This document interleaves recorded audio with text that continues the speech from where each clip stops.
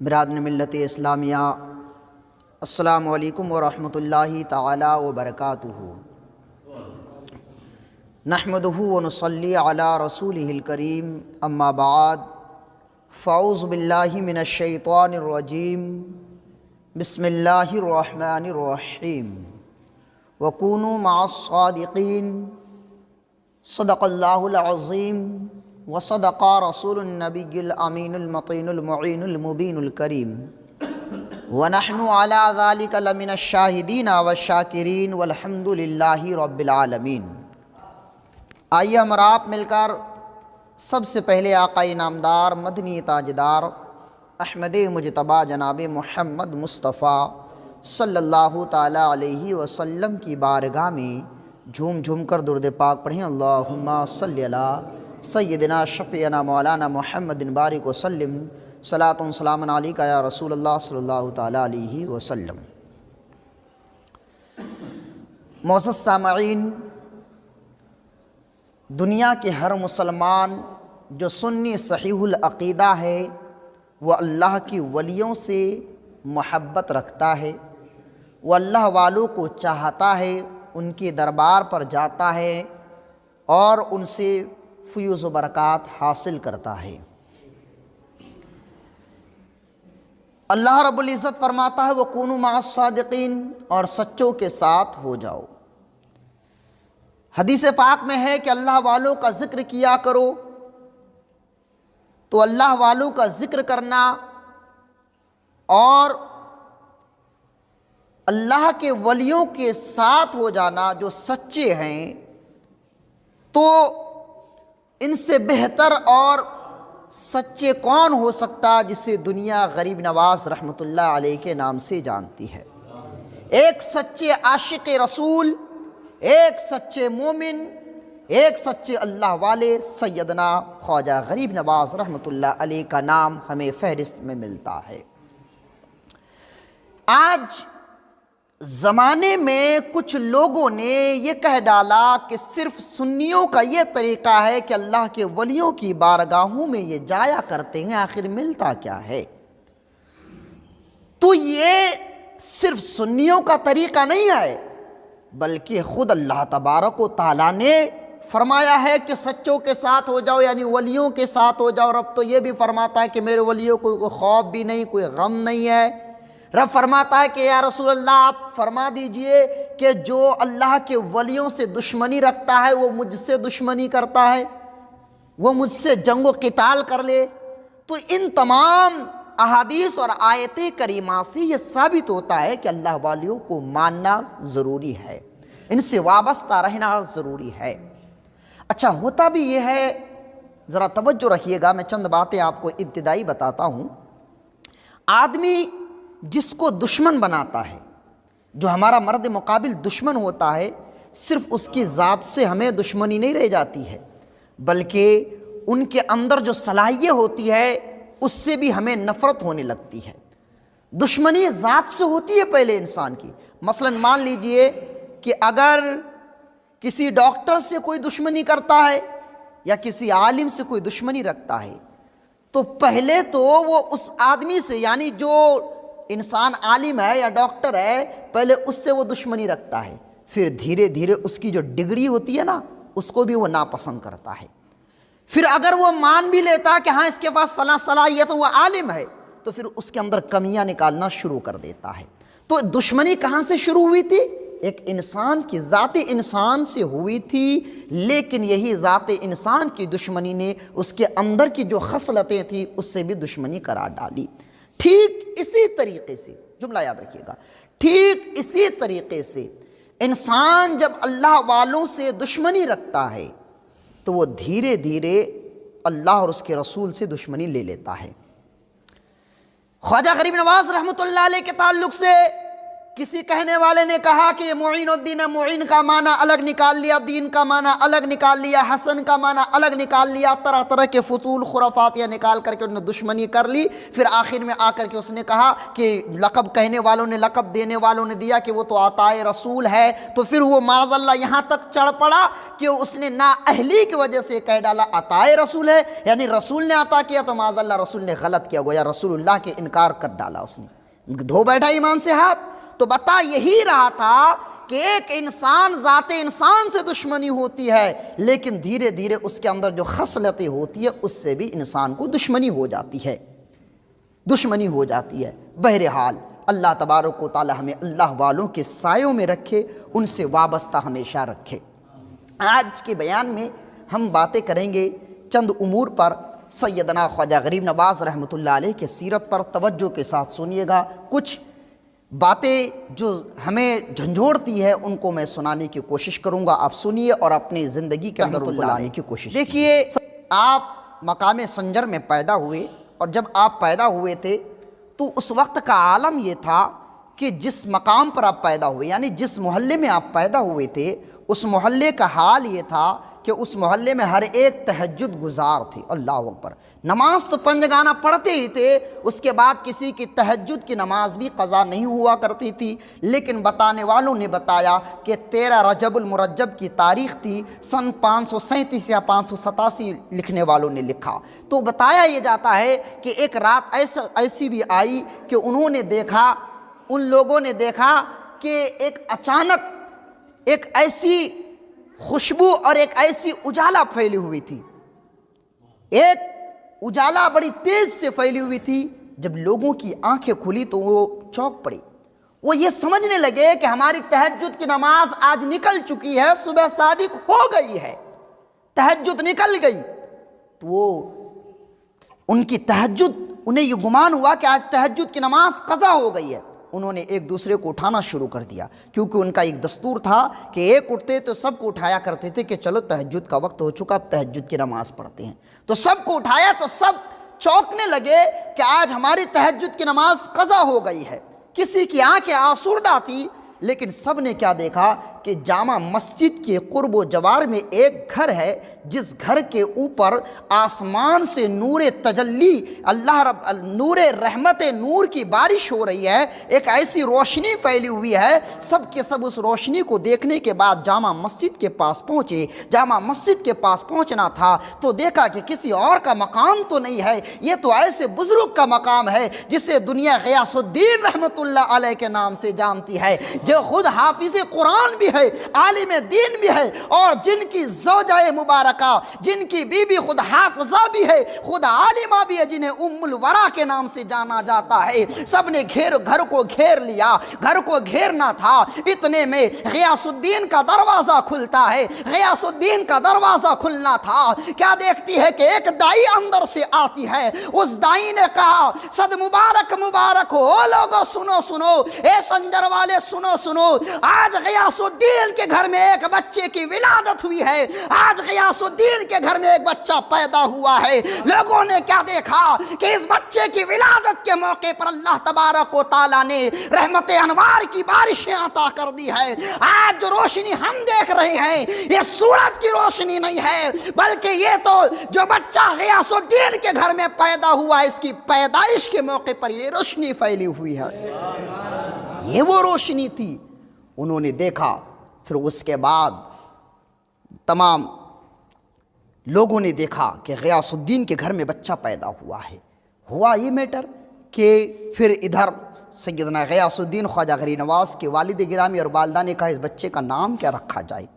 تو آپ کی زوجہ نے، یعنی غریب نواز کی والدہ نے کہا کہ جب میں حاملہ تھی تو بار بار ایک ندا آتی تھی کہ اے ام الورا، تیرا بچہ حسن ہو، خوبصورت ہو۔ حسن کا معنی آتا ہے خوبصورت۔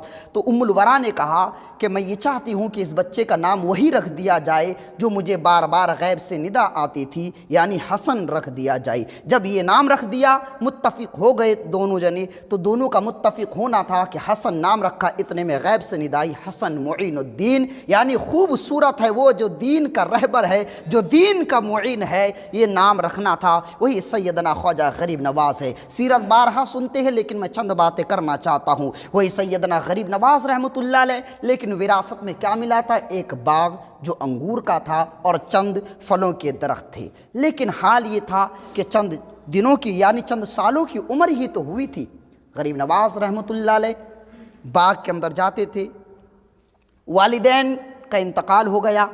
जो विरासत के तौर पर बाग छोड़ा था आपने, उस बाग की हिफाजत करना और उसमें पानी डालना, ये उमूर अंजाम देते और उसके साथ आप कुरान की तिलावत किया करते थे। और ऐसी कुरान पढ़ा करते थे सैयदना गरीब नवाज के गैर मुस्लिम सुना करते थे तो सुनते रह जाते थे।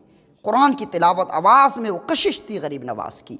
एक दिन देखा कि रोज़ाना का ये मामूल था कि बाग में जाने से पहले ही बाग की सफाई हो जाया करती थी, पत्ते एक जगह इकट्ठे हो जाया करते थे, जो टहनियाँ सूख जाती थी उनको झाड़ करके कोई एक जगह कर दिया करता था। गरीब नवाज ने इस माजरे को देखा तो आपने सोचा कि आज रात में बाग के अंदर ठहरता हूँ और पता करता हूँ कि आखिर कौन है ऐसा जो मेरी बाग की हिफाजत करता है, इसकी जो है देखभाली करता है। गरीब नवाज रहमतुल्लाह अलैह उसी रात में बाग के अंदर लेटे थे कि देखते हैं कि एक पहर के बाद झाड़ू लगने की आवाज़ आ रही है, पत्तियां इकट्ठे करने की आवाज़ आ तो रही है, लेकिन झाड़ू लगाने वाला नज़र नहीं आ रहा है। इतने में सैयदना गरीब नवाज ने कहा कि दोस्त को दोस्त से क्या रुस्तगारी है, दोस्त को दोस्त से क्या पर्दागिरी है। अगर तुम मेरी खिदमत कर रहे हो तो यकीनन तुम मेरा दोस्त होगे, सामने आ जाओ। तो देखा कि 6 जिन थे जो सामने हाजिर हुए। उन 6 जिनों को देखे और खूबसूरत उम्दा लिबास में जाहिर हुए तो सैयदना गरीब नवाज रहमतुल्लाह अलैह ने पूछा, आप कौन लोग हैं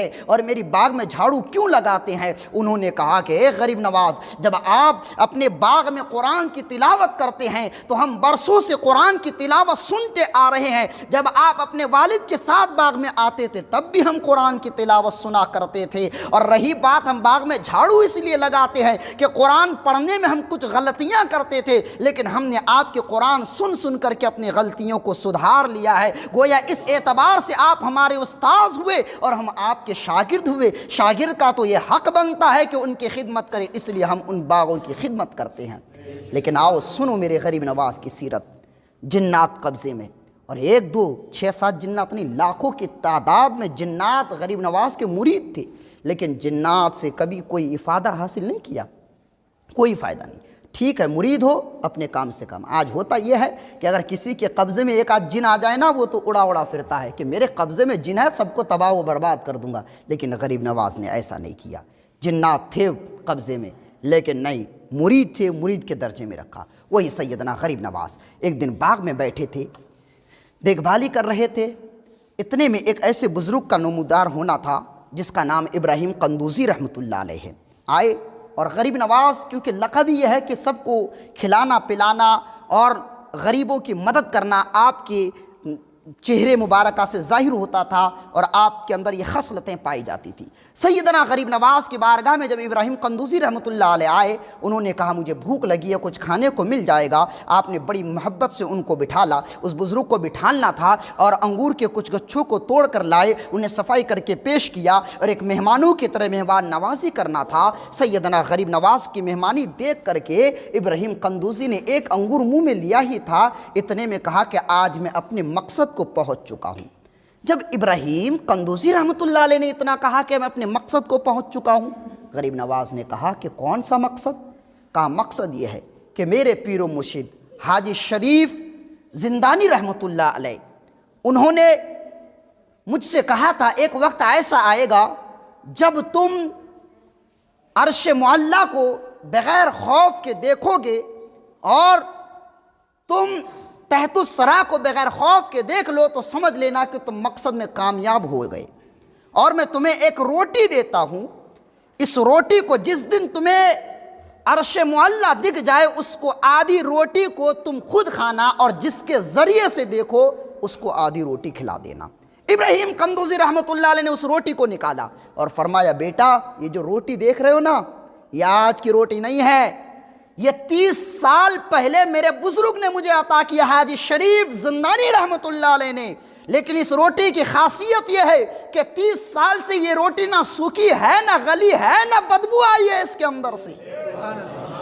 30 साल हो गए हैं। इब्राहिम कंदूज़ी ने उस रोटी के 2 टुकड़े के आधा खुद खाया, आधा गरीब नवाज को खिलाया। اتنا کھانا تھا۔ غریب نواز نے پوچھا آخر شریف زندانی، حاجی شریف زندانی ہے کون، یہ تو بتا دیجئے۔ کہا میں یہ نہیں بتا سکتا، وجد میں آتے ہیں ابراہیم قندوزی اور اسی وجد میں جھومتے ہوئے نکل جاتے، پتہ نہیں چلتا کہاں چلے گئے۔ غریب نواز سے یہ کہہ کر کے گئے جب تمہیں یہ کام ہو گیا، یہاں تک پہنچانا میرا کام تھا، آگے تمہیں راستہ خود نظر آ جائے گا۔ وہ روٹی کا نوالا کھانا تھا کہ اندرونی حصے کو تبدیل ہونا تھا۔ غریب نواز رحمۃ اللہ علیہ نے کیا کیا، سارا باغ بیچ ڈالا، سب کچھ اللہ کے راہ میں خرچ کرنے کے بعد سوچا، لوگوں سے معلوم کیا کہ اللہ کے ولیوں کی بارگاہیں کہاں کہاں ہیں، میں وہاں جانا چاہتا ہوں۔ سب سے پہلے لوگوں نے بتایا کہ بغداد کی سرزمین ہے جہاں پر غوث اعظم رضی اللہ تعالیٰ عنہ کا نام سنا جاتا ہے۔ غریب نواز رحمۃ اللہ، اچھا ان دونوں کے رشتے بھی بڑے، سیدنا غوث اعظم رضی اللہ تعالیٰ عنہ کی چچیری بہن ام الورا ہے، اس اعتبار سے سیدنا خواجہ غریب نواز حضور غوث اعظم رضی اللہ تعالیٰ عنہ کے بھانجے ہوئے، آپ بھی حسنی سید حسینی سید ہے، اسی اعتبار سے غریب نواز رحمۃ اللہ علیہ بھی حسنی حسینی سید ہے۔ اب جب بغداد کا نام آیا اس کے بعد نشاپور کا بھی نام آیا، کسی نے بخارا کا نام بتایا۔ ان تمام جگہوں کو آپ نے سوچا کہ ان جگہوں کو طے کیا جائے، طے کرنے کے بعد آپ نے سب کچھ بیچ ڈالا۔ پھر اس کے بعد سفر سامان طے کرنے کے بعد غریب نواز رحمۃ اللہ علیہ نے کیا کیا، سفر باندھتے ہیں اور بغداد کی طرف رخ کرتے ہیں، اور بغداد کے بعد 1 مہینے سے زیادہ کا سفر تھا، پھر اتنا ہی نشاپور کا سفر تھا۔ جب وہاں سے چلے تو ایک میں واقعہ بتاتا ہوں آپ کو، آپ سنیں۔ غریب نواز رحمۃ اللہ علیہ نے کیا دیکھا کہ کچھ دنوں کے بعد راستے میں 2 ایسے لوگ بیٹھے ہیں جن کے لباس ایسے تھے جو پھٹے پرانے تھے، پھٹے پرانے لباس تھے، لیکن حقیقتاً وہ لباس میں کچھ اور ہی تھی۔ وہ کیا تھی؟ حقیقتاً وہ لوٹیرے تھے جو سب کو لوٹ لیا کرتے تھے۔ غریب نواز رحمۃ اللہ علیہ کو انہوں نے دیکھا، ان لوگوں نے، ان دونوں نے دیکھ کر کے کہا، اے مسافر کیا آپ کے پاس کچھ کھانے کو ہے؟ غریب نواز رحمۃ اللہ علیہ نے کہا ہاں میرے پاس کھانے کو ہے، یہ سامان جتنا تھا سب کچھ نکال کے دے دیا، انہوں نے شکم سے رو کے کھا لیا۔ پھر کہا کہ اچھا یہ بتائیے کہ کچھ مال و دولت بھی ہے؟ غریب نواز رحمۃ اللہ علیہ کا جملہ سنو، فرماتے ہیں کہ میرے پاس مال و دولت تو ہے لیکن اتنا ہے جتنا ہے میں تمہیں دے تو دیتا ہوں، لیکن اس کو لینے کے بعد یہ شکایت نہ کرنا کہ اس سے تمہاری جتنی پریشانیاں ہیں اس سے دور ہو جائے، یعنی تمہارے موافق جتنا تم چاہتے ہو اتنا نہ بھی ہو، لیکن اتنا ہی میرے پاس ہے، جتنا تھا میں سب کچھ تمہیں عطا کرتا ہوں۔ جھولی کو جھاڑتے ہیں، سارا رقم دے دیتے ہیں۔ رقم انہوں نے لیا ان دونوں نے۔ اس کے بعد پوچھا کہ ذرا یہ تو بتائیے جناب آپ کا سفر کہاں ہے؟ غریب نواز رحمۃ اللہ علیہ نے فرمایا میرا سفر بغداد کا ہے۔ کہا جانتے بھی ہیں بغداد کتنی دور ہے؟ کہاں جانتا ہوں، 1 مہینے کا سفر ہے۔ کہا 1 مہینے کا سفر، آپ کے پاس نہ کھانے کا سامان ہے نہ مال و دولت ہے، اور سفر کے تعلق سے آج کا سفر تو آسان ہے، لیکن پہلے کے سفر کیونکہ پیدل یا گھوڑوں کے ذریعے ہوا کرتا تھا، بڑا مشکل سفر ہوا کرتا تھا۔ اس لیے اللہ کے رسول نے فرمایا کہ سفر جہنم کے راستوں میں سے ایک راستہ ہے۔ کیوں؟ اس لیے کہ پہلے مشکلیں ہوتی تھی، آج کے سفر میں مشکل نہیں ہوتا ہے، طرح طرح کی سواریاں چل پڑی ہے۔ تو ہوا یہ میٹر کہ سیدنا غریب نواز رحمۃ اللہ علیہ نے اتنا کہا، پھر سب کچھ دیا۔ تو انہوں نے کہا کہ اتنا لمبا سفر آپ کیسے طے کریں گے؟ غریب نواز کے جملے سنو۔ سیدنا خواجہ غریب نواز فرماتے ہیں کہ جس رب کائنات نے میرے ذریعے سے تمہیں کھلا سکتا ہے، وہ رب قدیر کسی اور کے ذریعے سے مجھے بھی کھلا سکتا ہے۔ توکل لا دیکھے کسی اور کے ذریعے سے مجھے بھی کھلا سکتے۔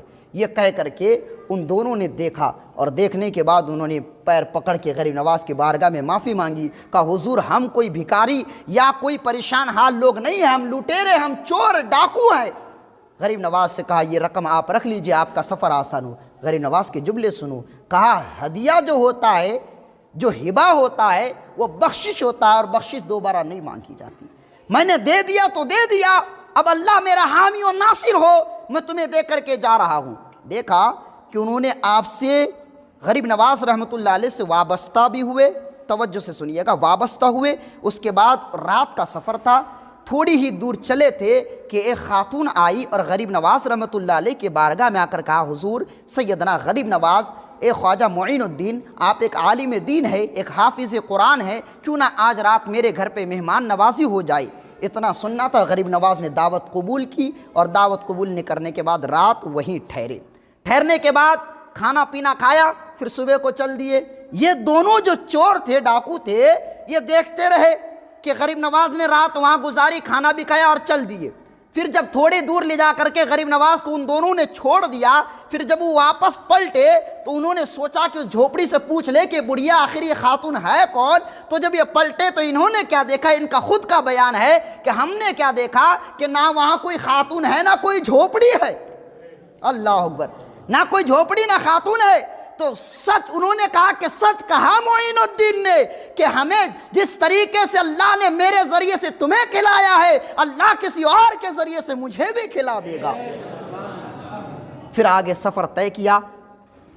تاریخ بہت لمبی ہے، اختصار کے در پہ ہوں میں، آپ کو چھوٹی چھوٹی باتیں میں آپ کو بتا کے رخصت ہو رہا ہوں۔ سیدنا غریب نواز بغداد پہنچے۔ لکھنے والوں نے 53 دن یا 52 دن لکھا کہ دونوں یعنی غوث اعظم اور غریب نواز ایک ہی حجرے میں رہے۔ اللہ اکبر، دو ایسے جید عالم دین اور جید ولی اللہ، اور ایسے ویسے نہیں بلکہ خود آل رسول ایک جگہ رہے، تو اس نور تجلیت وہاں برسات، نور تجلیت کی برسات تو ہونی ہی تھی۔ سیدنا غریب نواز پھر وہاں سے چلنے کے بعد آپ نے سفر طے کیا کہ اب میں نشاپور کی طرف جاؤں۔ نشاپور کی طرف جانا سوچ ہی رہے تھے کہ اتنے میں ایک کسی شخص کہنے والوں نے کہا کہ نشاپور جانا چاہتے ہیں، وہاں تو حاجی شریف زندانی رحمت اللہ علیہ کے دربار موجود ہے۔ حاجی شریف زندانی رحمت اللہ علیہ کی خانقاہ موجود ہے جو چشتی خاندان کہلاتی ہے۔ انہوں نے جب نام سنا غریب نواز چوک پڑے، کہا حاجی شریف زندانی رحمت اللہ علیہ نشاپور میں رہتے ہیں؟ کہا وہ وہی ان کا در ہے۔ آپ نے اتنا سوچا کہ اب میں کہیں نہیں بلکہ نشاپور ہی جاؤں گا۔ غریب نواز نے اتنا سوچا تو غوث اعظم نے فرمایا ابھی وقت نہیں آیا کہ آپ نشاپور جائے پہلے، فرمایا کہ آپ پہلے مدینہ منورہ ہو جائیے، مدینہ منورہ کی طرف رخ فرمائیے۔ اور جب مدینہ منورہ پہنچے تو وہاں ایسے کامل بزرگ سے ملاقات ہوئی جسے دنیا خواجہ عثمان ہارونی رحمت اللہ علیہ کے نام سے ملاقات ہوئی۔ خواجہ عثمان ہارونی کے دربار میں 2 سال آپ ٹھہرے، اور ان 2 سالوں میں غریب نواز رحمت اللہ علیہ نے خود الملفوظ اپنی ملفوظات میں فرمایا کہ ان 2 سالوں میں روزانہ میں سرکار کی زیارت خواب میں کیا کرتا تھا، روزانہ خواب میں سرکار کی زیارت کرتے تھے۔ 2 سال ایک دن ایسا بھی آیا، کہا کہ غریب نواز دیکھو، اٹھائیں نگاہ اٹھاؤ اور دیکھو آسمان میں کیا نظر آیا۔ فرمایا حضور آسمان نظر آیا۔ کہا زمین دیکھو، کہا زمین نظر آیا۔ کہا ٹھیک ہے جاؤ نمازیں پڑھو، کچھ وظائف بتائے۔ غریب نواز نے جب ان وظائف کو پورے کیے اس کے بعد اپنی دونوں انگلیوں کو اٹھایا اور اپنے ان کے سر پہ رکھا اور فرمایا اب دیکھو تمہیں کیا نظر آیا۔ انہوں نے کہا اے میرے پیر و مرشد، اے خواجہ عثمان ہارونی، میں نے عرش معلیٰ کو بھی دیکھ لیا اور تحت الثری کو بھی دیکھ لیا، تحت الثری کو بھی دیکھ لیا۔ پھر ہوا یہ، تاریخ سمجھ میں آ رہی ہے نا؟ بالکل ایسے سنتے جائیے۔ سیدنا غریب نواز پھر سرکار کے خواجہ سرکار دو جہاں صلی اللہ علیہ وسلم کو خواب میں ایک دن دیکھتے ہیں۔ سرکار نے فرمایا کہ غریب نواز اب وقت آ چکا ہے کہ تم ایک ایسے ملک کی طرف روانہ ہو جاؤ جہاں پر تمہاری ضرورت ہے، یعنی تم ملک ہندوستان پہنچ جاؤ۔ اب بولو سبحان اللہ، ملک ہندوستان پہنچو۔ سرکار نے یہ خواب میں دکھایا تو غریب نواز فرمانے لگے یا رسول اللہ صلی اللہ علیہ وسلم کیا مجھ سے کوئی خطا ہو گئی ہے جو مجھے آپ اپنے دربار سے نکال رہے ہیں؟ فرماتے نہیں بیٹے کوئی خطا تو نہیں ہوئے، لیکن اب وہاں کے لوگوں کو تمہیں ضرورت ہے۔ غریب نواز نے کہا یا رسول اللہ صلی اللہ علیہ وسلم نہ تو میں کبھی ہندوستان گیا ہوں، نہ میں نے کبھی ہندوستان دیکھا ہے، نہ راستے سے میں واقف ہوں، سفر میرا کیسے ہوگا؟ غریب نواز رحمۃ اللہ علیہ فرماتے ہیں کہ سرکار نے پورا نقشہ ہندوستان کا اور پورے راستے کو غریب نواز رحمۃ اللہ علیہ کی نظروں کے سامنے رکھ دیا۔ سرکار غریب نواز نے خواب میں سب کچھ دیکھ لیا اور سفر سامان طے کر کے ملک ہندوستان کی طرف رخ کرتے ہیں۔ اسی ملک ہندوستان میں اور لیکن سنیں تاریخ، غریب نواز رحمۃ اللہ علیہ جب ہندوستان آئے، آج ہم یہ سوچتے ہیں کہ غریب نواز رحمۃ اللہ علیہ جب آئے تب ہی مسلمانوں کو یعنی مسلمانوں نے فتح حاصل کی، بات تو ٹھیک ہے، لیکن ان سے پہلے بھی بہت سے بزرگان دین ہندوستان کو آباد کرنے کے لیے، فتح کرنے کے لیے حاضر ہوئے تھے، لیکن کسی کو کامیابی ملی کسی کو نہیں ملی، لیکن اتنی کامیابی کسی کو نہیں ملی جو غریب نواز کو ملی۔ اسی دور میں سلطان غوری کا نام بھی آتا ہے۔ سلطان غوری اس وقت تھے جب 1,00,000 کی تعداد فوج لے کر کے ہندوستان پر حملہ بولنے کے لیے آئے تھے، لیکن ہوا یہ تھا وہ بھی اس میں شکست کھائے اور لوٹ رہے تھے کہ انہوں نے کیا دیکھا کہ 6 یا 8 ایسے درویش نظر آ رہے ہیں جو ہندوستان کے رخ پر ہے، یعنی غریب نواز تھے، انہوں نے بادشاہ نے حکم، سلطان غوری نے حکم دیا کہ ان سب کو میرے سامنے لاؤ، مسلمان نظر آتے ہیں، میں انہیں سمجھا دیتا ہوں کہ جا کدھر رہے گئے. تو انہوں نے کہا کہ ہم ہندوستان کی طرف جا رہے ہیں. غریب نواز رحمۃ اللہ علیہ فرماتے ہیں سلطان غوری سے کہ میں ہندوستان کی طرف جا رہا ہوں. کہا کس لیے؟ کہا ہندوستان کو فتح کرنے جا رہا ہوں. تو سلطان غوری ہنسنے لگا. کہا یہ جو میرے پیچھے دیکھ رہے ہو 1 لاکھ کے لشکر ہے، لیکن ہندوستان کے جو لوگ ہیں وہ بڑے مشکل، اور کفاروں کا وہاں پر دبدبہ ہے، کفاروں کا وہاں بول بالا ہے، اس لیے آپ اس طرف نہ جائے، بلکہ میں 1 لاکھ کی تعداد لوٹ رہا ہوں لے کر کے، یعنی میں نے فتح نہیں پائی. غریب نواز کے جملے سنو. خواجہ غریب نواز فرماتے ہیں کہ اے سلطان غوری، اللہ نے تمہیں فتح اس لیے نہیں دی کہ تم جو بھروسہ کرتے تھے، ہمیشہ تم نے بھروسہ اپنے لشکر پہ کیا ہے، لیکن غریب نواز جا رہا ہے تو اللہ اور اس کے رسول پہ اوپر بھروسہ کر کے جا رہا ہے، اس لیے کامیابی ملے گی. اور وہی 8 درویش کو لے کر کے غریب نواز رحمۃ اللہ علیہ اجمیر شریف پہنچے. اور اجمیر شریف اس کے بعد کے واقعات بخوبی آپ حضرات جانتے ہیں کہ کس طریقے سے اور ہندوستان کے اندر ظلم و زیادتی اور کفاروں کا دبدبہ طرح طرح کی، یعنی گھٹا کے اندر تھی، چاروں طرف اندھیرا چھایا ہوا تھا، لیکن رسول اللہ کا یہ چاند ایسا چمکا کہ 1-2 کو نہیں چمکایا، بلکہ 90 لاکھ سے زائد مسلمانوں کو ایمان سے چمکا ڈالا، اور پورے اجمیر کو. اور اسی لیے اور سرکار نے اجمیر کی طرف اشارہ کر کے فرمایا تھا کہ وہی تمہارا مسکن ہوگا. اسی لیے سیدنا اعلیٰ حضرت رضی اللہ تعالیٰ عنہ نے لکھا ہے کہ اجمیر کی زمین جہاں سرکار غریب نواز رحمۃ اللہ علیہ آرام فرما رہے ہیں، یہاں پر دعائیں قبول ہوتی ہیں. کیوں؟ اس لیے کہ اس اجمیر کی طرف اشارہ سرکار نے خود فرمایا، اور جس طرف سرکار اشارہ فرما دے وہاں دعائیں قبول ہوا کرتی ہے. اس لیے اعلیٰ حضرت نے لکھا کہ وہاں دعائیں قبول ہوتی ہے. یہ سیدنا غریب نواز رحمۃ اللہ علیہ کے دربار شریف ہے. اب آئیے چند میں باتیں وہ کرتا ہوں جو لوگوں کے اندر خلجان ہے، ان چیزوں کو میں دور کرنے کی کوشش کر رہا ہوں. ایک واقعہ سناتا ہوں جس کو علامہ ارشد الحق نے لکھا ہے. علامہ ارشد لکھتے ہیں، وہ واقعہ اس طریقے سے ہے کہ غریب نواز کے روزے مبارکہ تو میں سمجھتا ہوں کہ اکثر لوگوں نے دیکھا ہے، ابھی چند دن پہلے ہی میں ہو کے آیا ہوں. غریب نواز رحمۃ اللہ علیہ کے روزے مبارکہ کے پاس پہلے ایک بزرگ کا مقام، ایک مزار بھی پایا جاتا تھا، جو کہ آج نہیں ہے. اس کی میں آپ کو وضاحت بتاتا ہوں.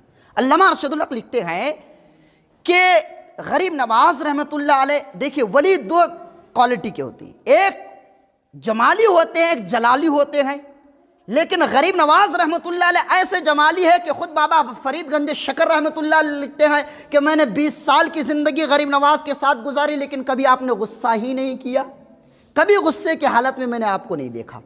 یہ سیدنا غریب نواز کی سیرت کون بتا رہے ہیں؟ بابا فرید گنج شکر بتا رہے ہیں. تو آئیے، تو غریب نواز رحمۃ اللہ علیہ کے درگاہ شریف کے پاس میں ایک بزرگ تھے جو بہت جلالی مانے جاتے تھے، بہت ہی جلالی تھے. ہوا یہ کہ خاتون نے غریب نواز کے نام سے ایک منت مانگی تھی، کوئی اولاد نہیں ہو رہی تھی، تو انہوں نے منت مانگی کہ اے رب کائنات، تو غریب نواز کے وسیلے سے مجھے ایک اولاد عطا فرما.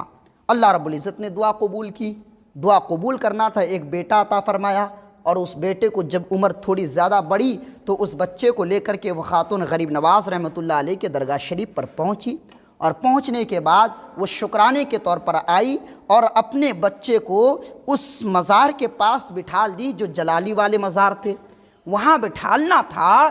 علامہ ارشد الحق لکھتے ہیں کہ جب وہاں بٹھایا تو اس بچے نے پیشاب کر دیا.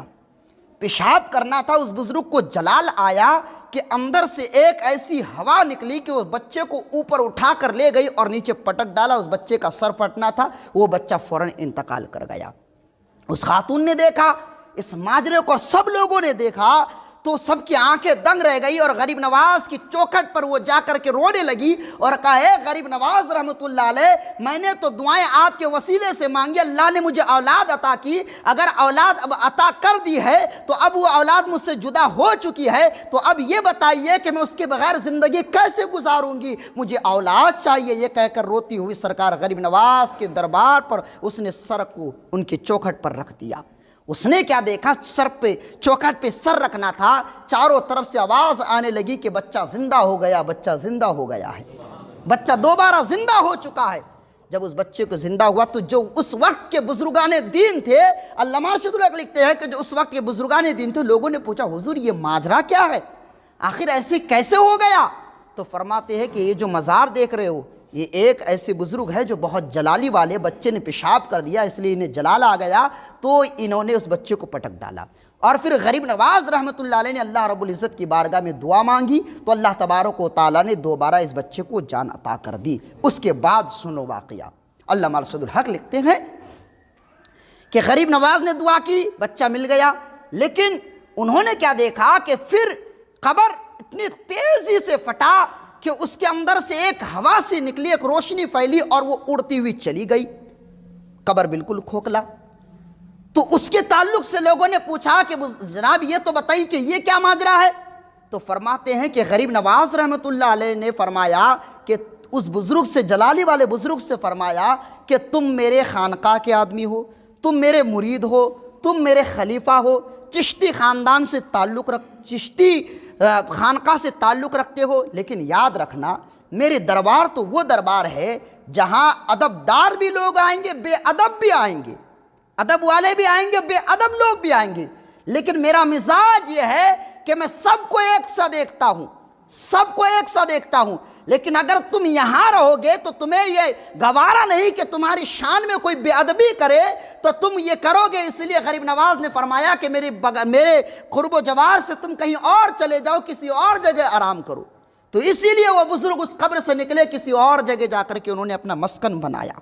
واقعہ علامہ ارشد الحق لکھتے ہیں کہ غریب نواز، اور اسی لیے آج ہم کیا کہتے ہیں کہ وہاں مجابروں کا دبدبہ ہے، وہاں کوئی کچھ کہتا ہے، رافضیوں کا دبدبہ ہے، ڈھول تماشا قوالی وہاں پر دنوں رات لگا رہتا ہے۔ اگر یہ چیزیں غلط ہوتی تو غریب نواز انہیں سزا کیوں نہیں دے رہے ہیں؟ تو اب جواب سنو، وہ اس لیے کہ غریب نواز ادب دار لوگوں کو بھی پسند کرتے ہیں، بے ادب والوں کو بھی ہے، لیکن فرق اتنا ہے کہ غریب نواز جلالی نہیں ہے، جمالی ہے۔ غریب نواز رحمت اللہ علیہ غریب نواز رحمت اللہ علیہ اس حق پر ہے کہ ایک دن ایسا بھی آئے گا کہ ان کو توبہ کی نوبت، انہیں توبہ حاصل ہو جائے اور یہ سب کے سب توبہ کر لے، ورنہ غریب نواز رحمت اللہ علیہ سے پائے کے بزرگ ہے، چاہے تو سب کے سب کو تباہ کر دے۔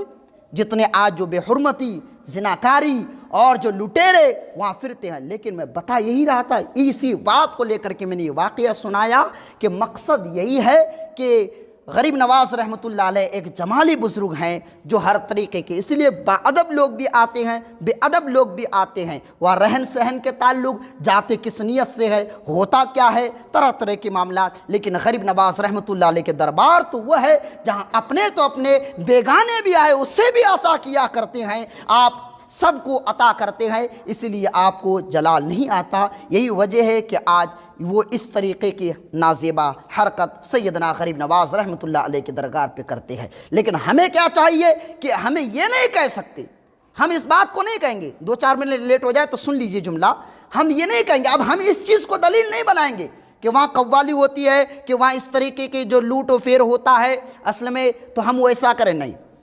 حالانکہ ہمیں یہ دکھ رہا ہے یہ غلط ہے تو ہم اس غلطی کو سدھار کر کے ہم خالص نیت کے ساتھ سیدنا غریب نواز رحمت اللہ علیہ کی درگاہ پر جا کر کے حاضری دے تو غریب نواز ہماری حاضری کو قبول فرمائیں گے۔